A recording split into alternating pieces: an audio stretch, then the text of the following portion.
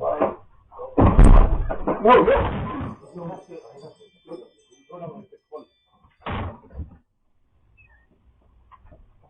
know? Who's there?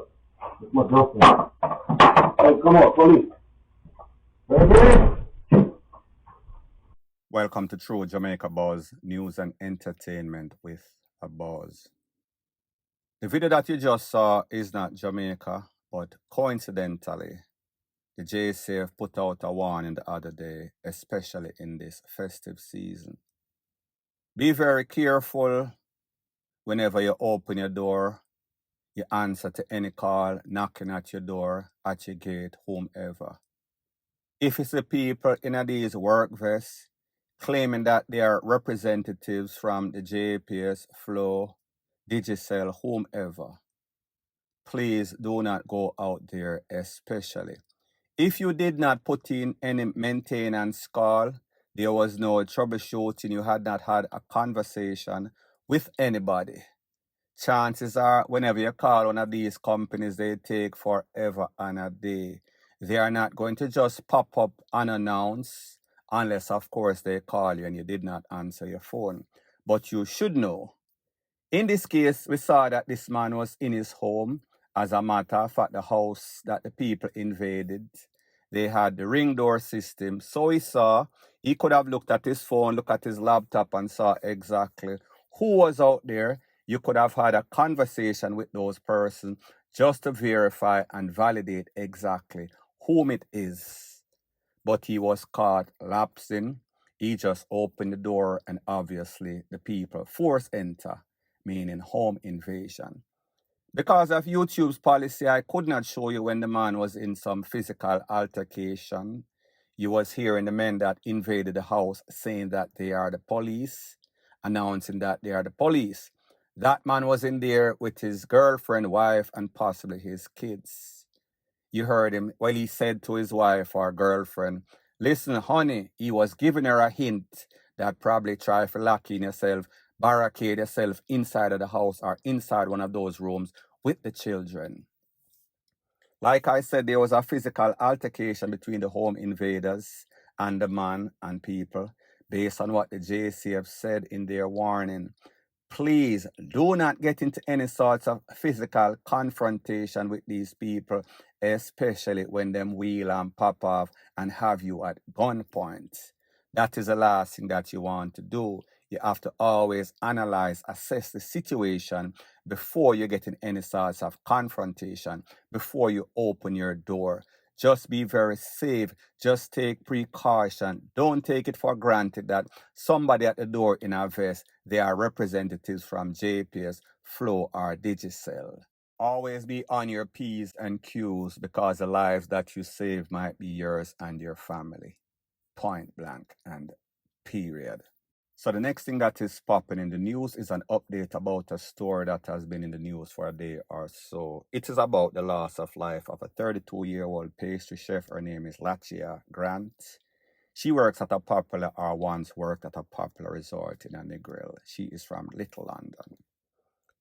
Based on information, it is said that she was home with her three kids, along with probably other persons, when some men roll up in a mask on a motorcycle, ask her a couple of questions. They then open all sorts of can, riddling her body right in front of her children at about 4 p.m.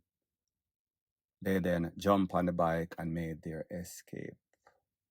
Based on the information, it is said that those children were obviously screaming when they realized what was happening to their mother and know that it was kind of hopeless. She was rushed to the hospital, but she did not make it. I want you to take a look to the aunts and what her father, Mr. Grant, has to say about the negative impact, the ripple effect that it is going to have on the family in this Christmas, especially when this lady was 7 months pregnant, when she was supposed to deliver her baby in about April of 2025. And just a couple of days before the father's birthday, which would have been Boxing Day, the 26th of December. Take a look, and then I'll give my piece. She planned she gonna bake me a cake.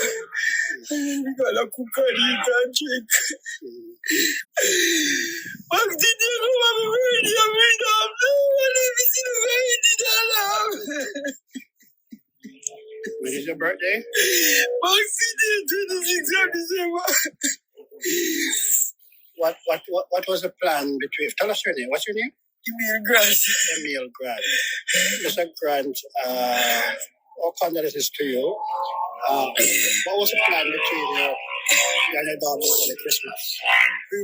The deceased woman's aunt, describing the murder as a gruesome death, said her niece's last words to her killers were, and my baby's in my belly, I'm pregnant. And she said that's when she heard the children scream out. And the phone fell and she heard, Mom, bye. You know, and it was there, the phone was there. She heard nothing more from her, nothing more. When I look at it, I'm just wondering, who can have a such heart? Who can have a heart like that? To see a mother with a 7-month-old pregnancy. And all they did was fire shot up the upper body. It was gruesome. We are currently following several leads and hope to make a breakthrough soon. We are urging anyone with information about this brutal murder to come forward and share it with us by calling the nearest police station or Crime Stop at 311. Further updates will follow. So people, you heard what the father had to say. He was obviously traumatized, crying, so the audio might not have been very clear. I guess that is what happens whenever you are distraught. The words, you search for words and the sounds kind of sound a little bit muffled. You heard the aunts and you heard what the police have to say. They are following very, very strong leads. Now, people, when it comes to Jamaica, a very violent society. When it comes to Jamaica, a very bad mind society. When it comes to Jamaica, whenever people have any sorts of discrepancy, whether it is relationship, whether it is dead left legacy, meaning family land, the fingers could be pointing from all different directions. If you've worked in the tourist industry, you know that people are always fighting for position. Whenever you have position of power, managerial position, and you dismiss people, fire people because of lack of competence, that too can be a motive in why you lost your life. You saw exactly what happened to that production manager from Fostridge that lost his life a couple of days ago. We've seen stories, we've heard stories in which people in a relationship, them divorce, boyfriend, husband, wife, mate, whatever the case is, and then them send people to go hit you. We've seen stories in which people have family members, they live a wholesome, legitimate life, but that family member is mixed up. And that mix up, like them always say, if them can't catch quark out, them catch them shut. So at this point, the police say they have leads, but they did not divulge exactly what those leads are. Whatever the circumstances, how cold can an individual be, meaning the person that masterminded it, or even if that person was the hitman or hitman themselves, to go to a location, locate the person, ask that person questions. I guess they wanted to make sure that this was the right person before they took her out. Realize, because based on what the aunt and the father was saying, she was begging for her life, saying that I am pregnant, I am supposed to deliver a baby in a couple of months, 7 months pregnant, or whatever the circumstance is. You saw that lady with her 3 children, and you still pipe her up, not in the arm, not to say that it would have been justified her leg, but in the upper body, in the neck, in the head, places like those, to make sure that she was gone. Just because somebody pay you money. You were probably not even a part. You don't know what this lady do. The people just tell you this or tell you that, and because of financial gains, you actually took away this lady. So this is what I am going to say. This is why whenever we see the police go for these people, even if it is controversial, if it is validated or verified that yes, they have a part or parcel of any sorts of incidents like that, that person should definitely go. If there's no sorts of possibility that they are innocent, it should be MURDER was the case. There should be no sorts of mercy for the merciless. Not in a time like this, point blank and period. So the next thing that is popping in the news is that we see that two social media personalities dropped out back to back, NIAH gang and also 41 busshead. One of them Panton Lane, that is in Old Harbour, the next one in a Montego Bay. Both characters, like I always say, loose lips, lose life. So they're always blabbering at the mouth in all sorts of verbal confrontation with everybody. So it was only a matter of time before their talk or speech kind of caught up to them. So the security minister is making us know that, listen, this is not an attack on free speech to lock down people from saying what they have to say on social media. It is just a couple of characters that live life loosely, and it might have come back and haunt them. In the case of Mr. NIAH and in the case of busshead.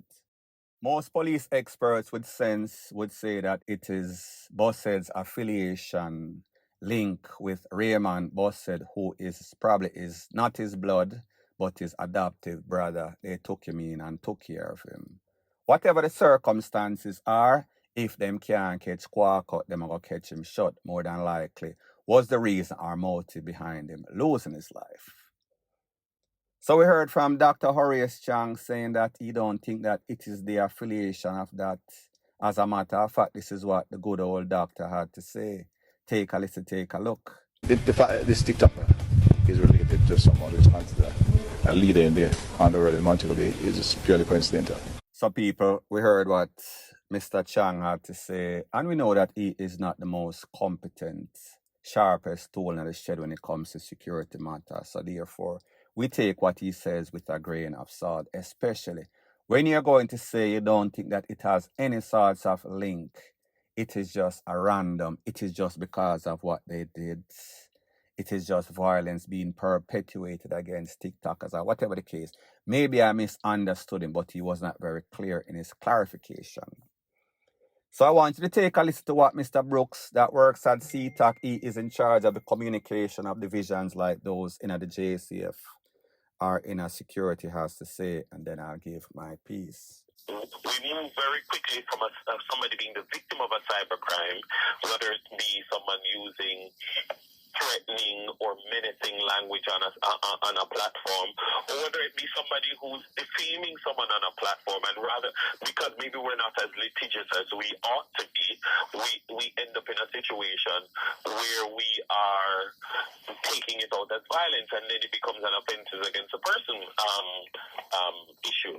But I do believe it still becomes a problem for us, and we have to constantly be monitoring these things. And people call us and say, or they send us this video and say, look at what this person said about me, or look what and I want to take it up. So there's a lot of time spent by CTAC investigating these matters. And when we look at, for instance, attribution of these particular crimes, they would still fall in the two main attributions that most Jamaican murders can be categorized in. One, gang violence or interpersonal violence that is perpetrated by persons who you have a previous relationship with. You know them. And so it is as we begin to live more digital lives, so we are living more of our lives in the digital space, and we are seeing violent encounters play out in the digital space, that now we have this particular problem that we are seeing. So people, for those of you knuckleheads that don't know and don't have common sense enough and are always on social media sending all sorts of threats, I told you before that the JCF has a division that monitors social media. They have a hotline, people calling, people sending videos, especially the persons who are the target of those threats. And the JCF CTAT does not take it lightly. They are going to act. And such is the case as it pertains to NIAH, as it pertains to 41 busshead. So for all of you idiots on social media, baiting up yourself, trying to portray this bad man image, just know that your actions can come back and haunt you and get you locked up in prison for life, especially if you are indeed a suspect. These threats are not going to be taken lightly. Point blank and period. The investigation remains in its early stage, and detectives are working tirelessly to piece together the circumstances surrounding this tragic incident. The Westmoreland Police is appealing to anyone with information that may assist in the investigation to contact the nearest police station or Crime Stop at 311. All information provided will be treated with utmost confidentiality. The police remains resolute in its commitment to uncover the truth and ensuring justice for Dr. Nang. Further update will be provided as the investigation progresses. So the next thing that is popping in the news is an update about a medical doctor from foreign that came to Jamaica, living in Jamaica from about 1997, worked at the KPH, transferred to Savlamar, and now he was working at the Noel's Home Medical Facility. This all took place in Westmoreland. So pretty much about 2 weeks or so, he did not show up for work. His neighbors did not see him, so they called police out of concern. When the police went by his home, they saw that the body was in a decomposing state and it was riddled with all sorts of juk wounds. The police noticed something very strange in that there was no forced entry. Nobody never kicked down the door, broke through any sorts of window, come through any sorts of back door, literally. So they said something is strange. They came to the conclusion that, listen, this man was taken out by somebody he knows. Now, people, if you know anything about crime, and especially crime of passion, whenever these little people, meaning men, pan top of men, literally crimes, it is usually brutal. It is usually in a rage. It is usually ended up with a whole bunch of stabbing, and I am not talking about off the cabin of the fish type. I am speaking about literally. If you've noticed, a lot of these characters have fishy characteristics, always link up with a lot of these foreign men that pretty much swing the other way. And I am not saying that that is the case in this case, but the facts are these. There is no forced entry. There is no robbery. No sorts of furniture. No sorts of goodies was taken away from anybody. That person actually just did what they had to do and then them exit stage left, took away the man's life and then took away themselves. So the police are now saying that something looks very fishy, literally, as it pertains to that. As soon as I get some more pertinent information, I'll be sure to divulge ASAP. So anyways, people, thanks once again for checking out my video. If you appreciate videos like these, please show your appreciation by liking, commenting, sharing, and subscribing to my channel. That is how YouTube promotes videos like these to like-minded, sensible persons like yourself. Bless up.